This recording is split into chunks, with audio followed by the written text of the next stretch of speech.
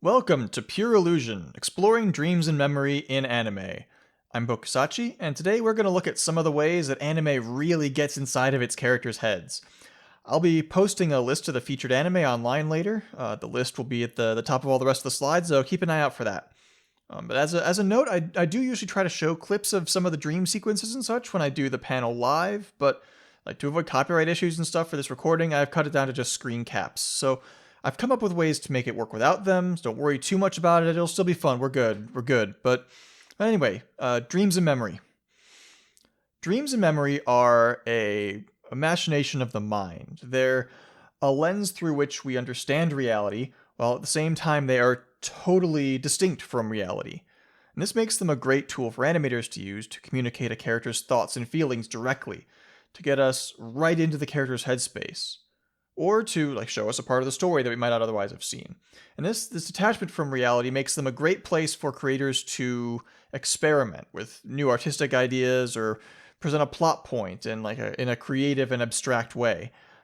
Dreams and memories also make for interesting themes in and of themselves as creators explore why we have them, what they mean to us, and what could happen maybe if they could manifest themselves outside of the fabric of our minds. The title of this panel, Pure Illusion, comes from a show called Flip Flappers. It's an idea extremely loosely based on a Jakob von Uexkill's concept of Umwelt, which, as somebody with precisely zero philosophical background, I understand to mean to be like a creature's individual perception of its surroundings that results from its particular combination of sensory mechanisms and experiences and biological needs. And Pure Illusion is Flip Flappers twisting this concept more or less beyond recognition to represent more of an individualized emotional perception of the world rather than having that biological slant to it. So in Flip Flappers, Pure Illusion is a collection of kind of surreal pocket dimensions, spaces that our heroines can physically enter that may each run on a different type of dream logic. So remember how I said that dreams and memories can place us directly into a character's headspace? Well, we slowly discover that that's exactly what these Pure Illusion worlds are.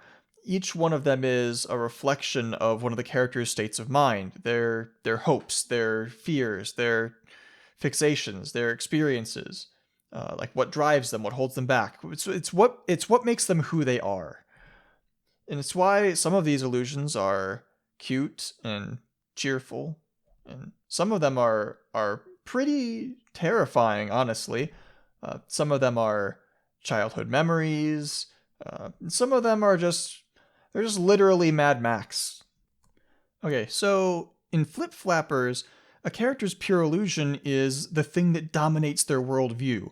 It's like the way that they perceive their emotional surroundings. The elements that shape our own perception of the world around us are stored in our memories and interpreted by our thoughts and our dreams. And so we each create our own personal pure illusion of the world within our minds. And as we're about to explore, anime can dive right into the core, the essence of these personal illusions of its characters, by way of their dreams and their memories. And I really love the way that Flip Flappers does this. There's a lot more we can read into Flip Flappers' use of pure illusion, like how the main character Kokona's interaction with these worlds also reflects on her own adolescent awakening, but I think we've got enough to lay the groundwork for the rest of the panel. So to start off the panel proper, we're going to look at what anime does with dreams. In reality, dreams are what we see as our minds try to put together the pieces of scattered information that we've gathered throughout the day. It tries to smash them into all sorts of random combinations and see all the different ways that the pieces can be assembled into a coherent whole. So we might not necessarily remember all of them, but subconsciously, dreaming helps us to draw those connections between things in the world around us. It opens us up to sides of the world and sides of ourselves that we might not have been able to conceive of if our brains hadn't gone through that process of creating the image of, I don't know, our high school chemistry teacher having tea with a velociraptor or something. I don't, whatever. But the part, this is part of why it's so helpful to like sleep on it. If you have a problem you're getting stuck on. And so that means that in anime, dreams are a window into the thought process of the characters. It's a state of mind of the characters. So like in seeing how they dream, we can see how they put those pieces together. And in seeing what they dream about, we can understand their feelings and desires.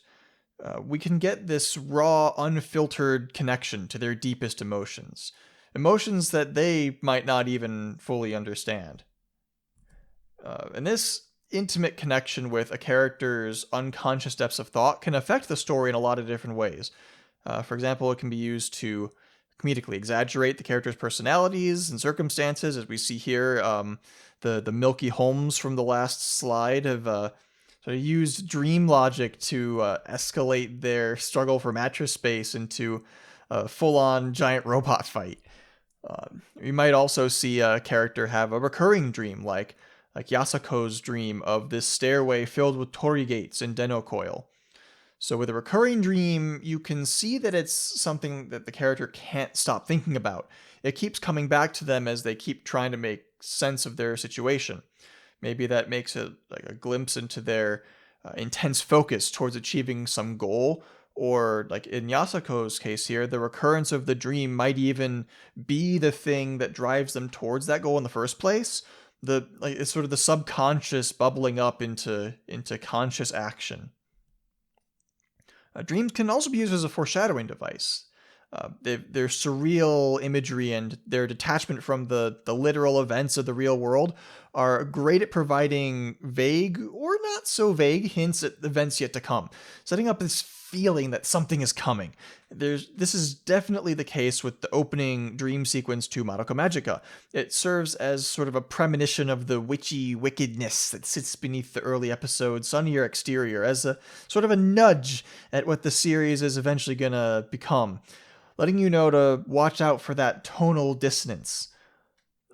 In some anime, a dream can even be an entire world unto itself, a place where the characters can interact with each other and potentially even directly change the shared dream reality that they occupy. It's similar to like Flip Flappers' as pure illusion worlds that we were talking about, but in titles like Dream Eater Mary, these worlds are accessed specifically via dreams. They're dream worlds. Or, I mean, hey, if you want to get all JoJo about it, a dream can even be an enemy stand. Not that any of you would believe me, since we'd all forget it once we woke up. But anyway, as with real dreams, the logic in anime dreams can often be a little twisted. The laws of physics can become more flexible. Cause and effect start to warp, and colors and lighting get weird. The things that happen might not make all that much sense. This is the dream starting to mash together all those combinations of information in new and strange ways. But the best dream logic is not entirely incoherent. The things that happen in a dream might be impossible or outlandish, but dream logic is still logic. Generally, it still makes sense relative to the circumstances of the dream. And that's important because this means that it can still tell us something about the characters or the world or even just the mood that it's trying to set. One of the more straightforward but effective ways that anime use dream sequences is to use the raw emotional connection to put a character's feelings and desires directly on display.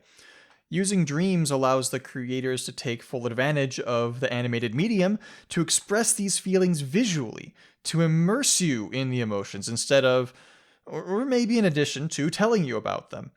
So, like, as an example, most episodes of the romance anime Mysterious Girlfriend X feature a goofy but enchanting dream sequence in a surreal imaginary city, which is packed with on-the-nose indicators of teenage curiosity, let's call it.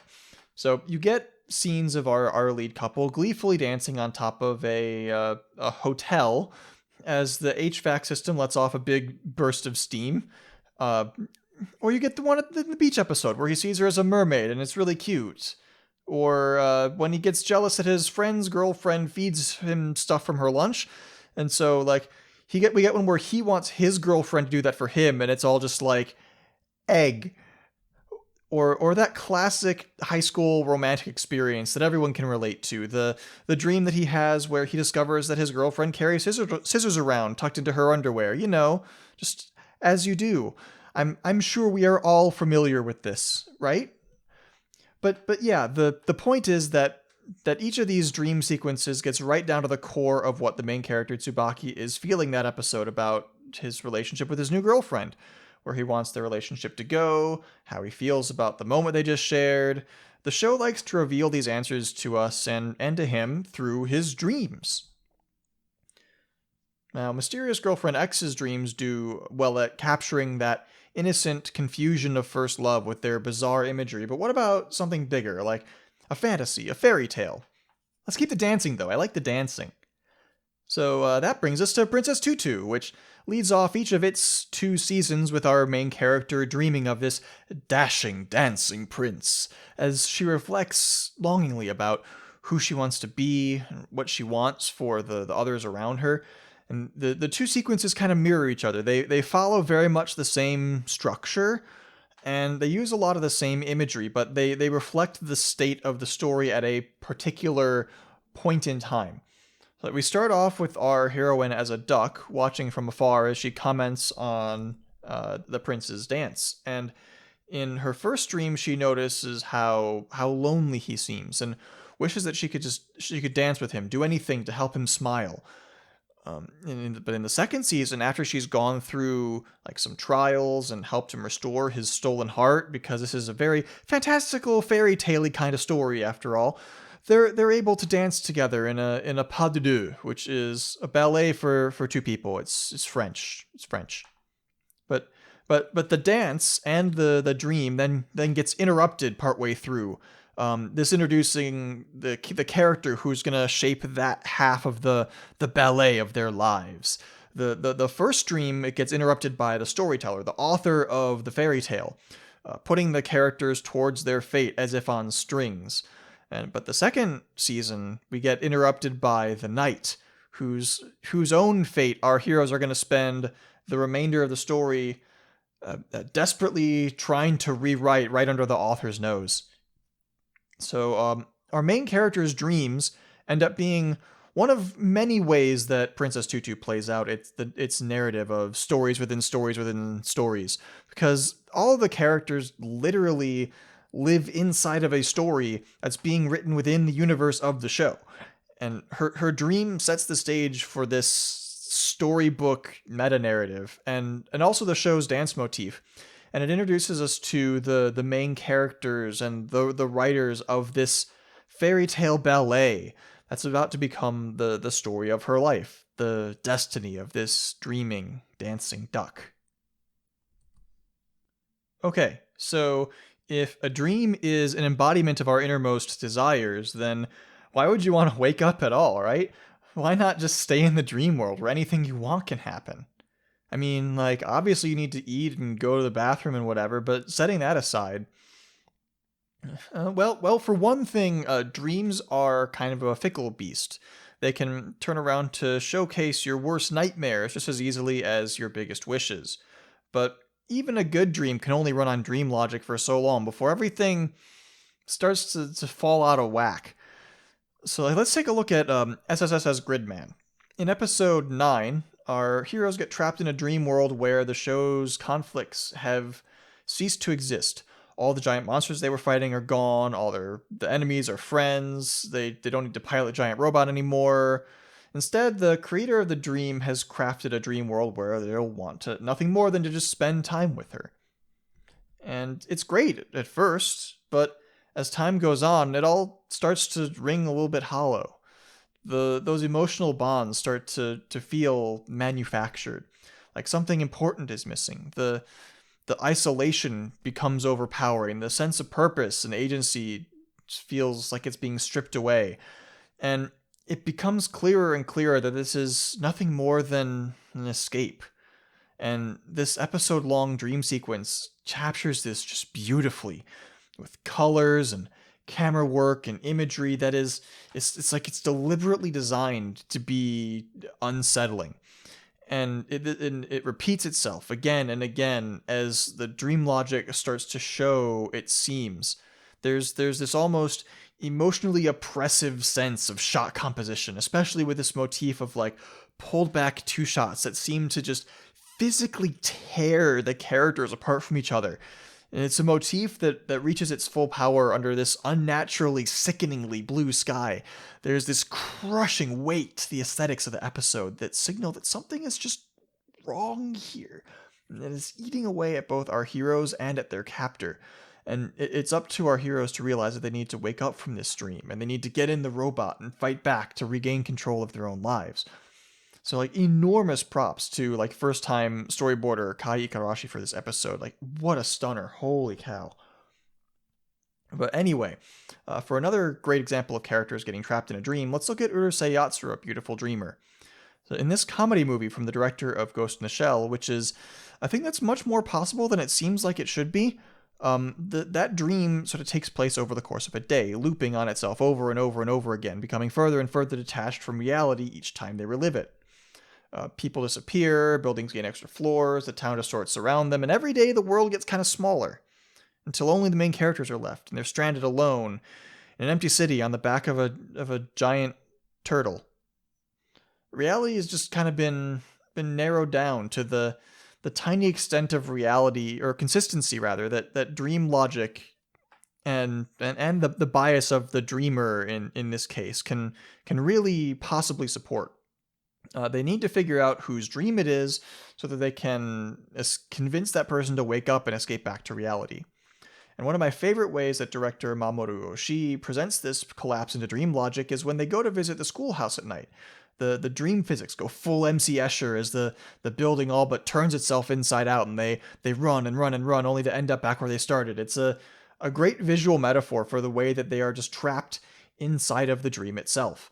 It's a spectacular sequence with a unique use of space, and it really needs to be experienced in motion. So much of the magic comes from the camera moving through the scene in a way that causes the perspective to shift. And so screen caps do it precisely zero justice, but I gotta work with what I can here.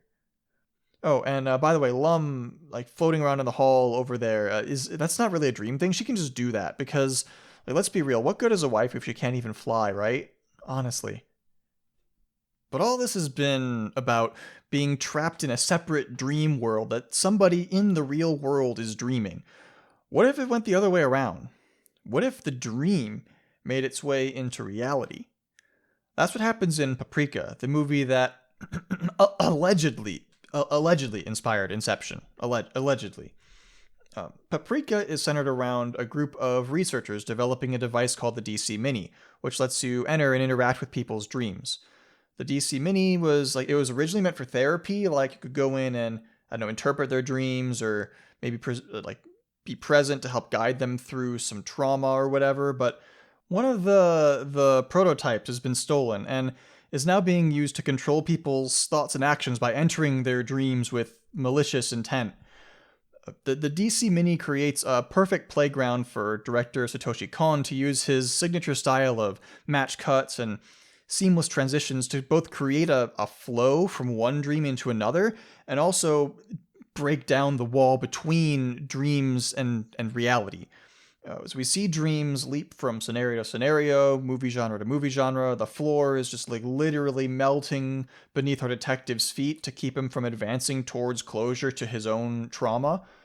But, of course, the biggest visuals of the film, showcasing Kon at the height of his powers, were the dream parade sequences, where he achieves the disorienting quality of a dream by just overloading the scene with a cacophony of stuff, all moving independently in this giant, colorful chaos parade, and it's all just absolutely delightful and horrifying. Everyone's dreams are warped into this waking nightmare that's eventually overwhelming dream space and escaping to have real effects on the world all around them. So you have this huge parade of these weird creatures and robots, whatever, marching through the streets of Tokyo and assimilating people and destroying buildings, and oh yeah, this is good stuff. This is good stuff.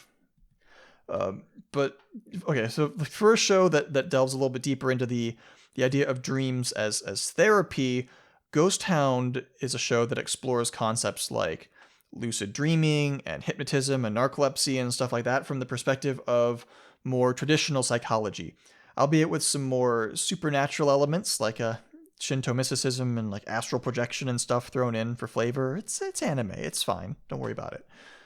The characters in Ghost Hound are dealing with this sort of repressed psychological trauma from their past. They're haunted by these recurring dreams, and they learn to explore and understand their dreams with the help of a therapist, and eventually find each other when their dreams intersect. We later find out the therapist has his own agenda that he's kind of using these kids to try and achieve, but there's all sorts of intrigue and stuff with that, but it's not really, whatever. Like, the result of all of this is that you get this curious mix of, like, realistic treatment, like keeping a dream log, stuff like that, and also more fantastical elements, like being able to actually astral project their consciousness into a real world place in real time just by dreaming themselves there, like as you do. But the characters' sort of uncertain mental state and dreamed up imagery is really emphasized by Ghost Hound's remarkably unnerving sound design. I really wish I could show a clip to emphasize just how creepy the sound is. That's what you get when you have like a reunion of the Serial Experiments Lane staff. But I don't know, I just think this unnecessarily realistic shot of a fly puts the right kind of vibe into your head without me having to embarrass myself going into the microphone for like a minute. But you've got the minimal use of music, you've got the ambient sound, buzzing, humming, weird sloshing, dripping noises, static, all the classics of sound design. Just making things really creepy. It's great. Ghost Hound's got this real powerful sense of sonic aesthetics, so that, along with its research into the psychology of dreams, gives us this really unique approach to the portrayal of dreamscapes throughout the series, and it helps lend it a bit of a horror atmosphere with this clinical sense of distance while still keeping a sharp focus on the emotional journey that the characters are having. And plus, they get to fly around in these cute little ghost bodies while they're dreaming. It's so weird and in a way that only animation would ever really think to be. Okay, so on to something a little sillier. So Japan has this tradition of placing special value on the first dream of the year, called Hatsuyume. According to this tradition, the first dream is an indication of what kind of fortune the dreamer can expect for the rest of the year to come. So, like, every once in a while in anime, you'll see some sort of weird thing about an eggplant, a hawk, and Mount Fuji. And this is based on a superstition that's been passed down since, I believe, the like Edo-ish era, that like seeing these three symbols in your dream, your first dream of the year, is a sign of good luck. So, yeah, if you ever see that combination in an anime, an eggplant, a hawk, and Mount Fuji, and you're wondering what that's all about, well, there you go. It's a lucky dream. So the high school comedy classic Azumanga Daioh actually has an entire episode dedicated to each of its characters' first dreams of the year, and it's a very insightful but goofy look into all of their unique headspaces. So you got like Osaka, the class space cadet, who's dreaming this surreal dream about one of her classmates being secretly controlled by her pigtails that also enable her to fly. Or you've got Tomo, the class clown, who dreams about being cool and smart and successful so that she can lord it over her classmates in all the ways that make her most jealous of them. Or you've got Sakaki, the sporty girl with a secret soft spot for cats, dreaming of caring for a cat of her own, albeit a relatively strange cat, I have to say. And then you've got Kaori, who harbors a secret crush on Sakaki, dreams of Sakaki whisking her away on a magnificent white horse and riding off into the sunset away from the rest of her classmates who just don't understand their love. So yeah, episode 8 is just an extremely fun ride, especially if you've been following the series up to that point and you know the characters, but through Best Girl Osaka, the show also touches on daydreaming, a thing which anime characters will sometimes do in class, which I somehow have not brought up yet. Daydreaming is a way for a show to show just how much of an impact that something is having on its characters. Kind of like a recurring dream, they just cannot get this thing out of their mind, even when they're supposed to be paying attention to something else. And in anime that has a more fantastical element, like it's a tool that can be used to juxtapose those fantastical elements against everyday life. whether that's to show that to tie those two events together somehow, or to emphasize how different they are. But going back to Azumanga Daioh, while Osaka seems like she's just about always in a state of daydreaming, the moments that she actually does doze off in class are just some delightful little nuggets of the bizarre. I think my favorite one is the origin of the pigtail fascination that her New Year's dream expands upon later in the series, where Dream Osaka sort of lays out point by point all of the imagined features of her classmates' hairstyle. Like, observation number 1, the pigtails are connected.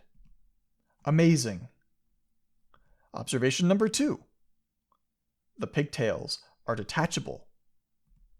Incredible. Observation number 3, Chio-chan must receive pigtails at Christmas every year, obviously. She can use them as replacements. Bonus observation, the pigtails are clearly the ones in control. Without them, she's merely a shell. So yes, there was some delightfully dreamy discoveries there by our daring detective Osaka. But more importantly, in the live version of this panel, this is the part where I would reach into my backpack and pull out the greatest piece of Azumanga Daioh merchandise ever made, a Chio-chan throw pillow. Are you ready? I'm about to change the slide to show off the special feature. That's right, the pigtails are detachable. They are velcroed on. This is the best thing ever. I freaking love it. It is absolutely ingenious. I love this pillow so much. So that was a nice break, huh? So we've talked a lot about stories that venture into and out of dreams as a core part of their premise, but what about a more traditional show that features dreams as just like another part of the narrative? Golden Kamuy, for example, is a show that is heavily steeped in the culture of the Ainu, the indigenous people of the island of Hokkaido. Episode 19 touches on the Ainu practice of interpreting dreams and messages from the Kamuy, or spirits that occupy and guide the world around them. And so in this episode, the young Ainu girl Asirpa receives a message from her village. Her grandmother has had a dream that's told her that she'll never see her granddaughter's face again. Normally, Asirpa wouldn't be too worried about this, since she doesn't really believe in those prophetic dreams in the same way as her grandmother does. But her grandmother had had a dream like this before, just before Asirpa's mother had died. The grandmother had dreamt of her being led to the next life by bear spirits, and so the grandmother is sort of interpreting this as another message from the Kamuy.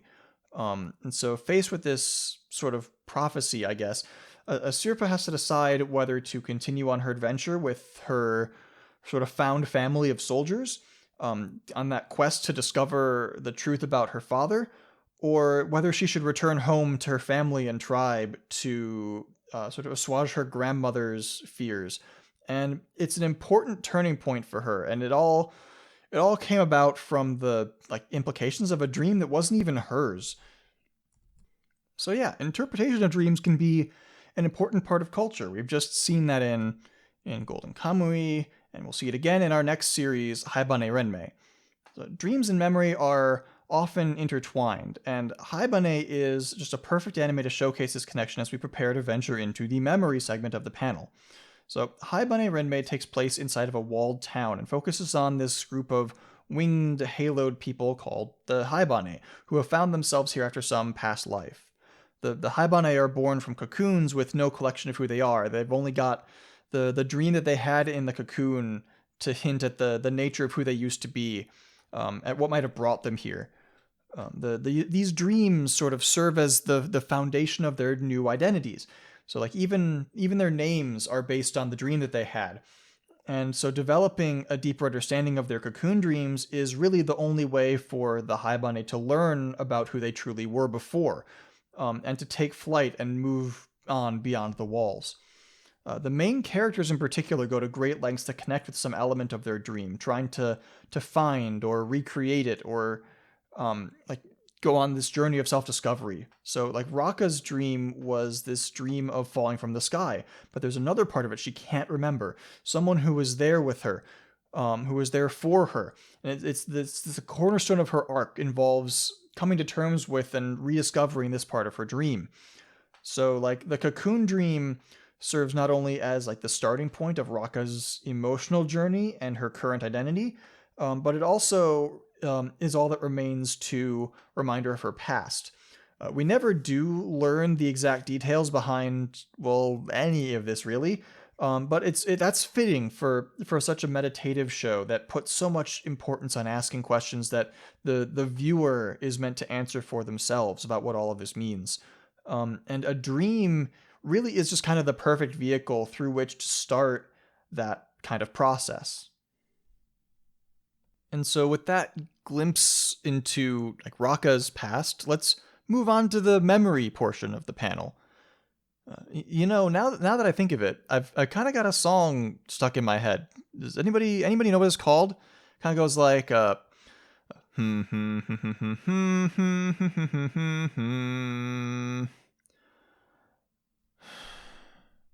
whatever. Memory's just kind of weird like that, man. And anyway, just watch Cromartie High School. So, memory. So while dreams are the tool we use to make sort of abstract connections and understand the world, memories serve as a more direct connection to our experiences in the world around us. Our senses are only really able to perceive our immediate surroundings, like directly in the moment, so anything that's happened in the past is only accessible by way of memory.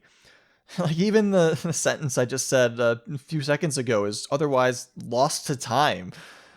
Given just like how much our experiences shape who we are and what we care about, how we react to things, and that our only connection to those experiences is through memory, I'd say memory plays a pretty important role in forming what we consider to be our identities. And despite being the only way to access these experiences, despite being so important to our sense of self, our memories are unreliable. I bet you couldn't recite this panel back to me word for word. I doubt even I could do it, even with my notes to help me out here. Like memories are squishy, and so much of the human experience can be attributed to this imperfect and malleable perception.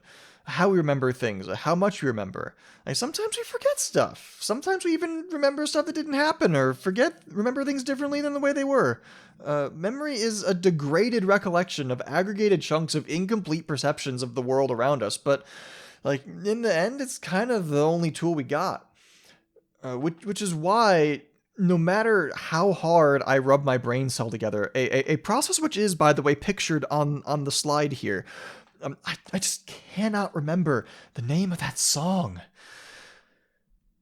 So, anyway, when you think of memory in anime, the first thing that probably comes to mind is an individual character's recollection of like specific events, which we usually see like in the form of a flashback.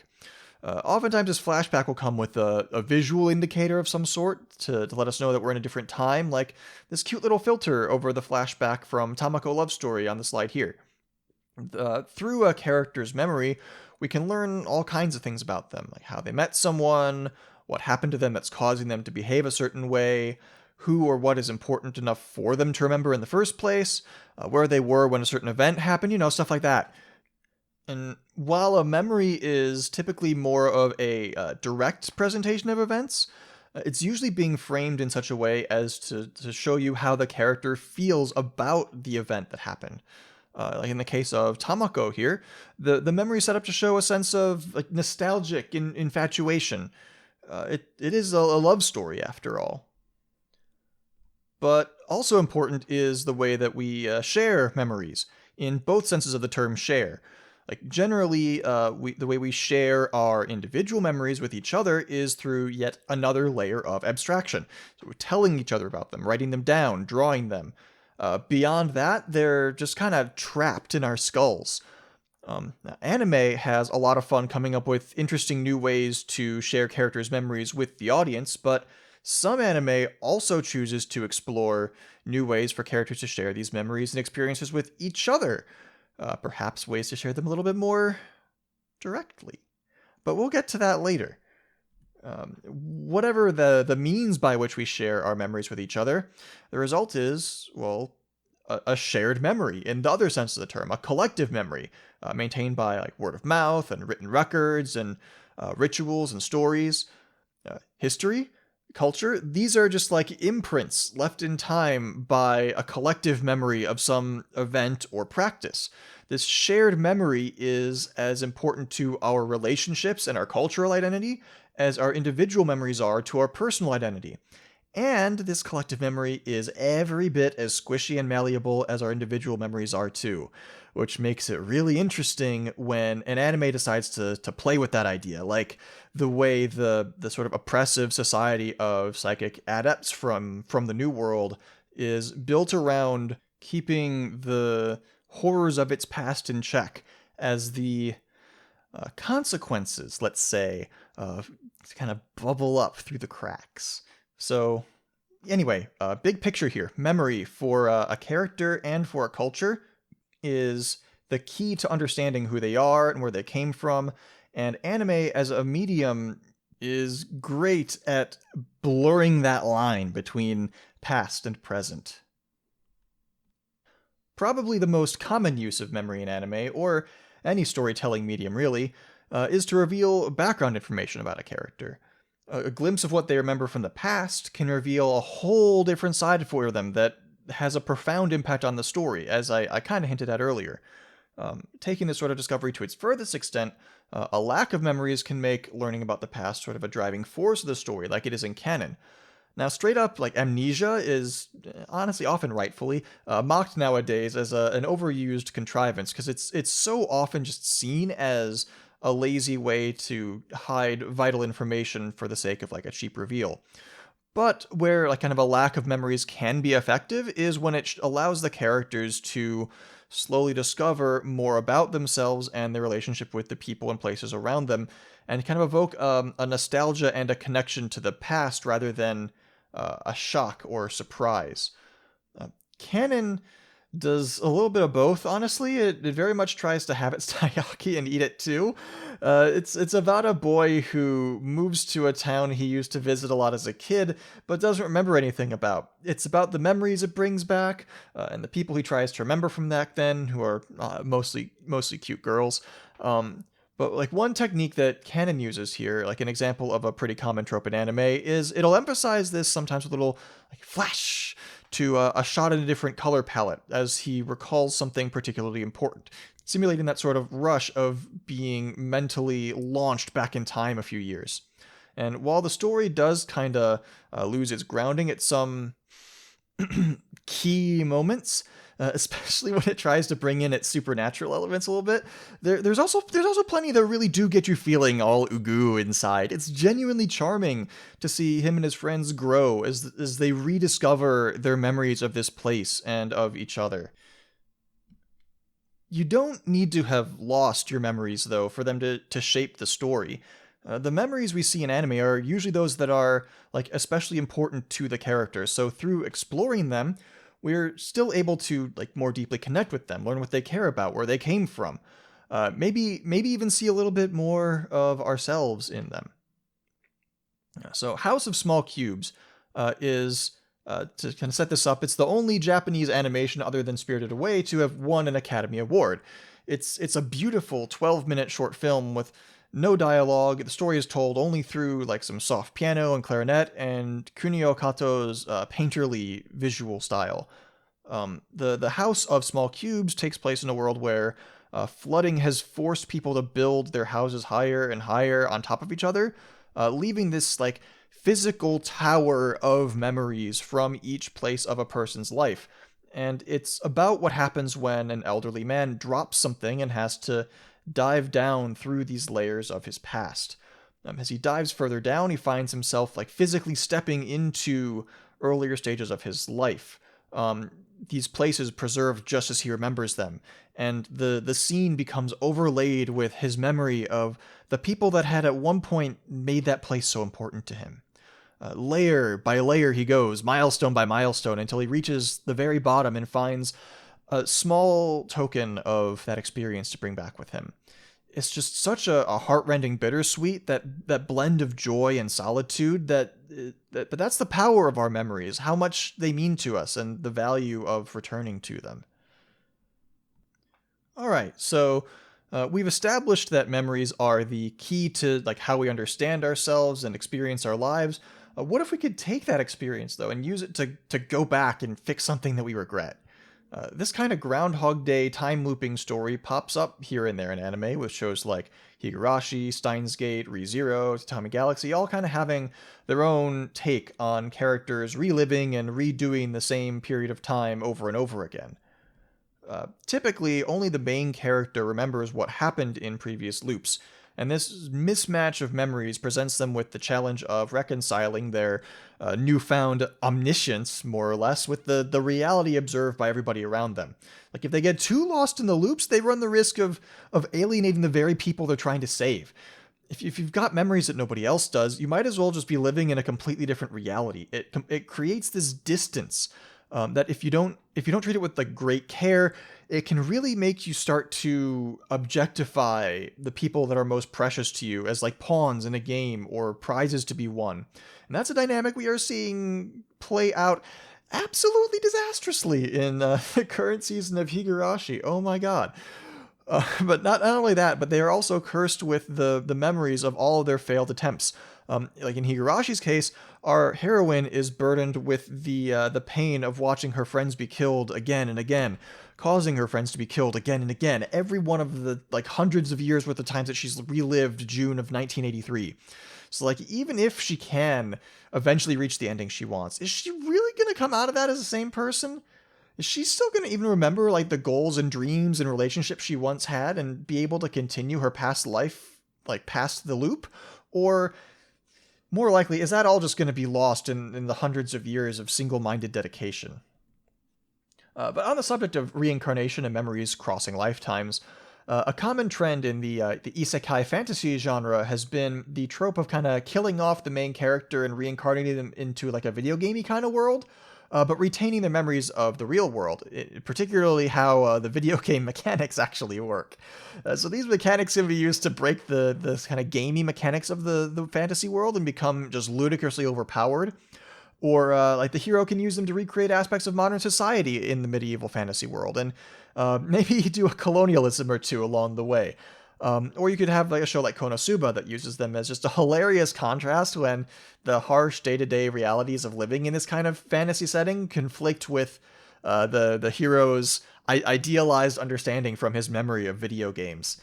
But one of my favorite examples of this is My Next Life as a Villainess, in which the heroine is reincarnated in the world of her favorite fantasy dating sim, except that she's the villain, so she's doomed to be like killed or exiled no matter who the player chooses to date. So like, how does she use this knowledge? Well, to attend to everyone's needs and become such a genuinely good person that everyone in the game, the love interest, the rivals, the few side characters, even the player character falls in love with her instead, whether she realizes it or not. It's such a clever and heartwarming take on this idea. I love it so much. Okay, let's get back to Satoshi Kon for a minute. Of course I have to go back to Satoshi Kon. This is Dreams and Memories. This is this guy's bread and butter. So we already talked about Paprika and the way that he was able to blend dreams with reality, but he's also applied his reality-bending filmmaking style to memories with a similar skill in a couple of different films. Far from just like recollecting events as they happened, Kon fully immerses his characters in their memories by projecting them onto the present and letting them live directly in the past. So like in the short film Magnetic Rose, from the aptly titled Memories Anthology, Kon wrote the script, and it's about a pair of astronauts investigating an abandoned spaceship, which they learn is equipped with extremely advanced hologram projectors, playing out the lives of its former inhabitants before their eyes. But like as the astronauts stay on the ship, it slowly begins to project their own memories to them instead, luring them ever closer to their doom. In true Kon fashion, the holograms blur the line between what is real and what is being projected, between what is now and what was then. We see shots presented using the language of a flashback, but then discover that they're occurring in the present. They're being projected from the astronauts' memories by the ship's AI to keep them on board, and it makes for a really exciting psychological thriller in the way that it uses the filmic language of memories to play tricks on your perception as much as it does to the character's perception. because like Satoshi Kon just loves to embed the language of film into his works in some way. And so like in Millennium Actress, we see the life story of an aging actress named Chiyoko play out before us, embedded in the film roles that she portrayed, as her interviewers kind of join her along for the ride. So through her memories, we see glimpses of her journey, her career, and the history that frames them, all kind of wound up into one single package. Like our memories of any event, of any film, are inescapably tied to our life situation at the time, and we often find ourselves embracing some media as like the soundtrack of that period of our lives, viewing our memories and the media that we consume through each other's lenses. So through this kind of intertwining of Chiyoko's memories with her films, Millennium Actress shows us how these memories can be tied up within the things that we do, the things that we make, the art that we create, and how those things can become inseparable from those times in our lives. It's perhaps the most poignant illusion to have been spun by the hands of Kon the Illusionist. May his memory be so beautifully enshrined in his own work as was Chiyoko's in hers. So Millennium Actress treats Chiyoko's memories not as the private remembrance of her own experience, but as a shared journey with the people that she recounts them to. So let's dig into that concept of sharing memories that I brought up before. That's right, it's sci-fi time. What if memories could be stored in a computer system, accessed by others, transferred between bodies, or even created from whole cloth? Many sci-fi anime like Ghost in the Shell ask these kinds of questions in their exploration of the relationship between man and machine. Earlier I said that the nature of memory is a large part of what defines the human experience, so what would it mean for humanity if the nature of memory was fundamentally changed? With Ghost in the Shell's world full of cybernetic enhancements and even full cyber bodies, there's much talk of what it means to be alive, to be human, and what it means to have memories, like what role they play in creating our ghost, as the series calls it, in making us who we are. Cyber brains can be directly connected to each other, which offers like direct access to each other's memory banks, or they can be infected or damaged or run out of space, and that could corrupt the memory inside. They can be transferred to different bodies, they might interpret the world or record memories differently, they might even have memories implanted or altered or removed. Like, how many memories in this sort of ghost of Theseus could you replace or update before it's no longer effectively the same person? How fluid could identity become as the parts that comprise it become increasingly decoupled from each other? So one of my favorite shows to ask these kinds of questions is Kaiba, which I do feel the need to clarify has absolutely nothing to do with Yu-Gi-Oh! So Kaiba, the TV series, takes place in a surreal dystopian world where memories are contained in little chips that can be freely passed from body to body. And the show uses this to inquire about the differences between how our minds and our bodies define our experiences and identities. Like, what if you could buy yourself a new body? What if you could sell or copy your memories? And how would that affect society? What would people use that for? How would that affect the nature of who you are? So Kaiba's nameless protagonist, of course, has amnesia, and we join him as he searches for his memories, for his purpose, for something to fill the literal hole in his chest.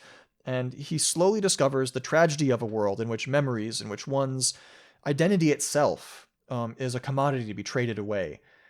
Like, it's an idea that's played out in a sequence of vignettes that are equally adept at both tragedy and dark comedy. So, like, for a scene a little bit more on the goofy dark comedy side, one of our introductions to this concept is a town that's just recovered a bunch of memory chips that were stolen from its inhabitants. This kid is trying to find his brother among them to restore his memories to his body. But fortunately, the town has a machine that lets them communicate with the person, the memories stored within the chips. And after trying a couple of them out, they do find the brother. Though, after a short conversation with him, they start to realize that maybe their memory of him had been a little bit rosier than he actually was. Maybe it might not be such a bad thing if they didn't have to worry about him. They can always keep his memory chip around if they need him later, right? Ah, yes, and thanks to the wonders of the free market, it's not just memories that you can buy and sell. Having a way to detach yourself from your body means your body can now be commodified too. Now that is innovation, my friends. So yeah, a goofy little snippet of the world, but it also has a hint, as we can see, of the darker side that Kaiba ultimately dives into. A glimpse at what the world would be like if we could so easily give up so vital a part of who we are. Almost like the complete opposite worldview to this can be found in the Big O's Paradigm City. In this so-called City of Amnesia, nobody can remember what happened before a certain event 40 years prior. Memories of the time before apparently exist somewhere, but like most of the locals seem to almost have grown to prefer living without them. Only outsiders appear to even be attempting to seek those memories out. In order to move on with their lives as they are now, people have, for the most part, just stopped caring so much about trying to remember a past that no one can naturally recall. Within the city, it's like history's been erased. If no one can remember what happened, then from their perspective, it's almost of no consequence. They also seem to take the giant robots more or less in stride, which is interesting. But still, Big O wrings a lot out of the city's isolation and its lack of history, and it becomes a major tone setter for the show. And like all of the outsiders searching for memories kind of start to wonder whether those memories even exist at all, or maybe if the memories that they've been finding were manufactured, let's say. Because if they'd only dig a little bit deeper, they'd find that everything is actually just tomatoes. It's tomatoes all the way down. Now, exploring another side of this, we have Serial Experiments Lane. From the same writer, in fact, Chiaki Konaka. Lane is a show from 1998 about the future of the internet, exploring the web ideologically as a vessel for humanity's collective memory, which it kind of is, given how it's like a repository for so much of the knowledge that we've collected over time. And so over the course of the series, the walls between reality and the online world of The Wired are gradually eroded as The Wired becomes increasingly inseparable from everyday life. And with that wall between reality and The Wired, crumbles the wall between individual and collective memories.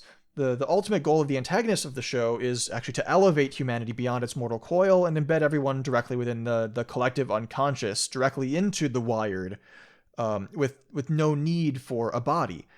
So it's like, as all this is happening, though, the main character, Lane, has kind of her own personal struggle that she's going through.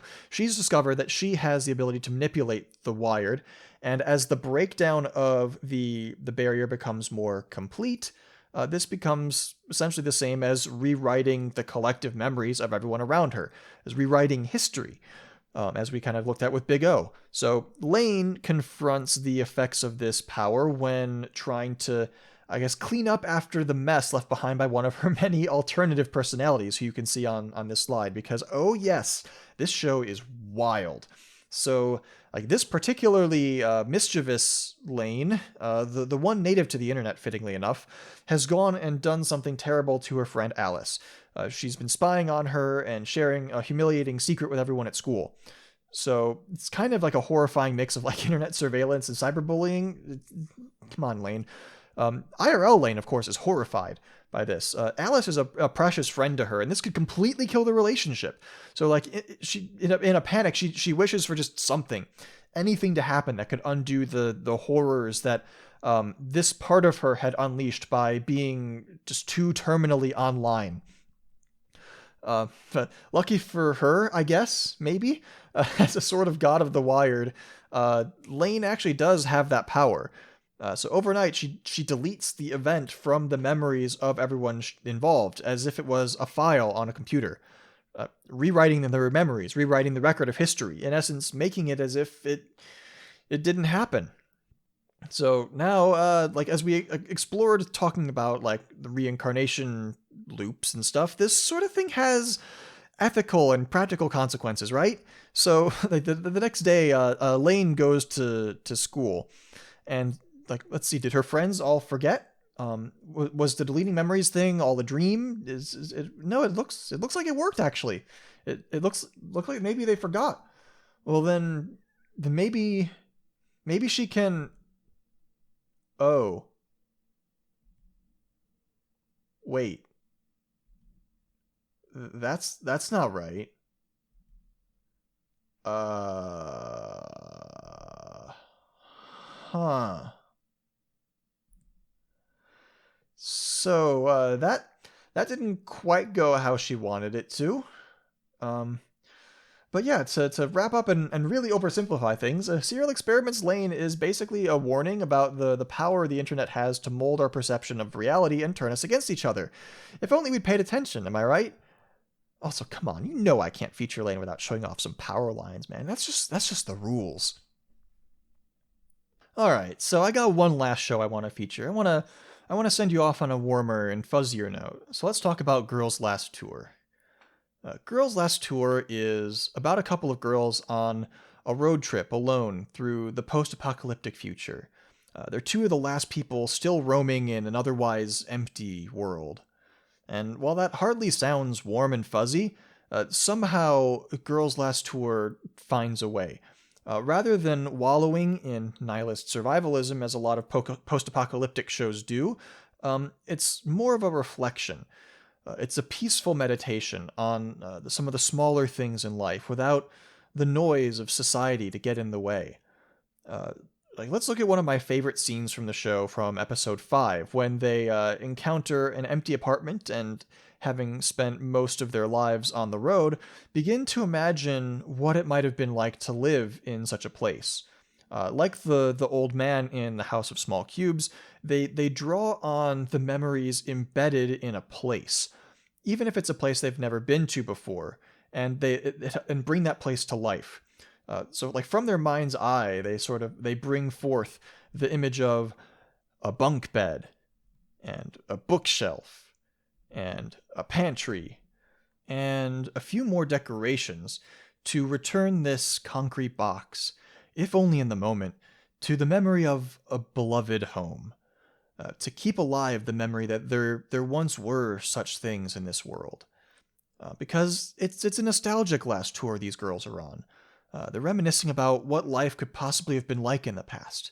They're trying to read the memories of society that are encoded into these abandoned structures and find the stories preserved in these things that have been left behind. To recite my favorite thing to say about the show, it just has a way of finding the warmth in cold concrete. It's such a perfect bittersweet, and it's a great place to end. And so, with our memories to tell us what we've done and where we've been, and with our dreams to tell us what that means and where we should go, we craft a pure illusion for ourselves, our own slice of the world as we've experienced it. The spectral paintbrush that colors everything we see in a pattern that's unique to each of us. An illusion it may be, a mere projection of reality, but it's the only window to the world that any one of us has got. The magic that anime provides is the ability to dive into those illusions for the characters in an anime. Because for the characters, that spectral paintbrush becomes literal. Their pure illusion becomes something that we can see. And while we'll never be able to dive into each other's dreams and memories in the same way we can in an anime, my hope is that if we reach out and try to share our own illusions with each other, that we can capture a small bit of that magic for ourselves. And I hope that I've been able to do that at least a little bit with this panel. All right, so thank you so much for coming out. I hope you've enjoyed this tour of dreamscapes and memory lanes. Again, I'm Bokusachi. I'll be there in the chat if you have any questions or feedback. I've got one more panel this weekend about anime shorts, which may or may not have already happened. I don't know. This panel is pre-recorded, so just check the schedule to see when that is or was. Yeah, if you want to know where to find me outside of the chat, I'm on Twitter at Sachikoma, which is also the name of my blog, which I don't update very often, but it does have some neat stuff on it, I think. And I will be posting a list of the shows that I featured on the blog when I get the chance later, in case you forgot what I covered. So I'll put out a tweet once I've done that. So there's your incentive to follow me. And I've also recently started a YouTube channel where I post the few panels that I've done that won't get me copyright strikes. I'll almost certainly be posting this panel up there after the con, so keep an eye out for that. And if you're a Symphogear fan, which you may well be if you're a Flip Flappers fan, I did make a whole website for Symphogear last year. It's in the style of one of those old early 2000s GeoCities fan shrines. It's great. It's great. Check it out. But yeah, have a good one, and enjoy the rest of your Crunchyroll Expo.